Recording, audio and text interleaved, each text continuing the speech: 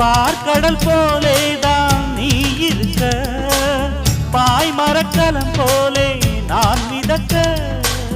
ராத்திரி தூங்காமல் நான் தவிக்க, ராஜனின் லீலைகள் நோய் தணிக்க. வெட்கம் தீர நான் உன்னை சேர, தொட்டு விளையாட ஆனந்தம் கூடாது. பாண்டியனின் ராஜ்யத்தில் உய்யலாலா, வேண்டி நின்ற பைங்கிளிக்கு உய்யலாலா. கையில் தந்தே கல்யாண மாலை, மையல் கொண்டே நான் இந்த வேளை.